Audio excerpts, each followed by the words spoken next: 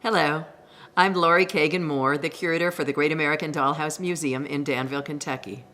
Today I'd like to talk to you about an exhibit we designed for the Boyle County Public Library. The Dollhouse Museum's specialty is United States social history. Here you will find a 1910 coal camp as we tell the interconnected stories of the fictional villagers in our timelines and small towns. A tobacco warehouse shows an auction in progress. Women sew in the garment factory. Harriet Tubman stands in the Underground Railroad. Here, a painter is at work in one of the museum's many mansions. And over here, a Depression-era woman listens to her radio. There are over 200 such exhibits at the museum, many with stories and funny captions. In 2017, we created an exhibit called Centennial House to bring to the library the flavor of history, education, and storytelling that we cultivate in the museum.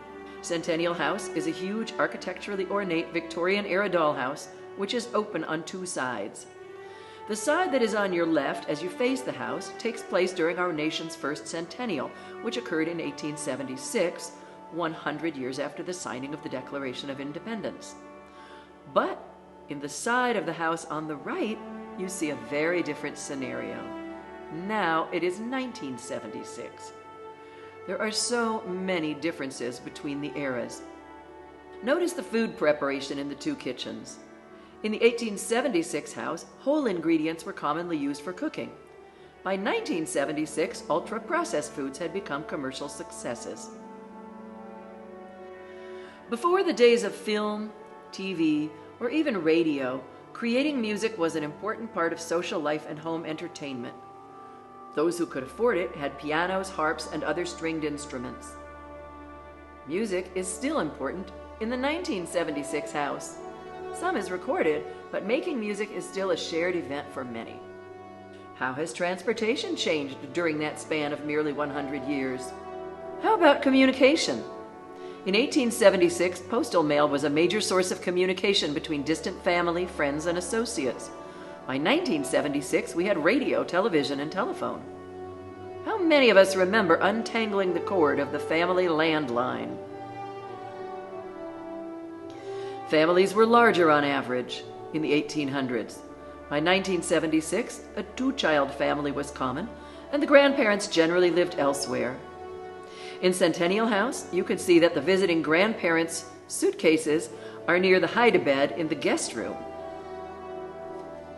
In 1976, you see evidence of modern-era photography, of electricity, refrigeration, a clothes washer and dryer, and many other modern conveniences. What do you think of the clothing styles of the Victorian era? How do you like 1976 fashion?